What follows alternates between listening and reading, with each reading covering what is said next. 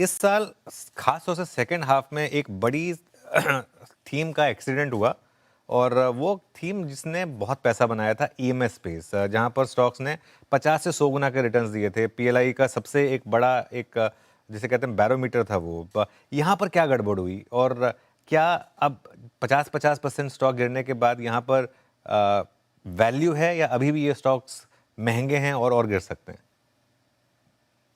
Anuj, we follow a simple philosophy. देखो, market price of a stock ना is equal to EPS into P. EPS earning होता है, P perception होता है।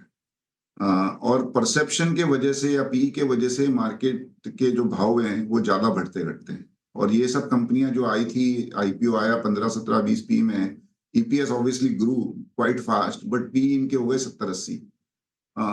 जब भी स्टॉक्स बहुत एक्सपेंसिव होते हैं ना, तो थोड़ा सा भी नेगेटिव न्यूज आता है तो उसका इम्पैक्ट प्राइस पे बहुत होता है, बिकॉज वो पी डी रेट हो जाती है। और I think some of these companies में वही हुआ।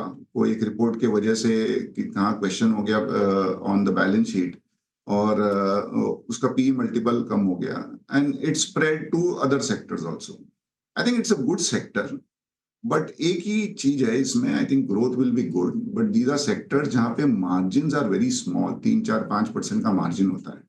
तो I think one has to keep an eye on what valuation are you giving for these smaller margins, you know. और I think that is where हम तो थोड़े cautious रहते हैं, जहाँ पे भी शेयर बहुत ज्यादा महंगे होते हैं। आपको तो मेरा नेचर पता है, हम थोड़े cautious हो जाते हैं, because for us valuations are very important. तो कोई भी थीम बहुत exciting लगे, not only EMS but other themes also, अगर बहुत exciting लगे और वहाँ मल्टीपल एक्स्ट्रॉर्डिनरली हाई हो जाए, तो वहाँ आपको ये याद रखना है कि अगर थोड़ा सा भी नेगेटिव न्यूज फ्लो आएगा तो multiples can fall dramatically fast. बिल्कुल। क्या यही बात डिफेंस के लिए भी एप्लीकेबल है या फिर डिफेंस में 100% है। तो डिफेंस में इस समय आप टॉप अप कर रहे हैं या फिर अभी आप दूर रहेंगे डिफेंस से? हमारे पास ज्यादा एक्सपोजर है नहीं, फ्रेंकली।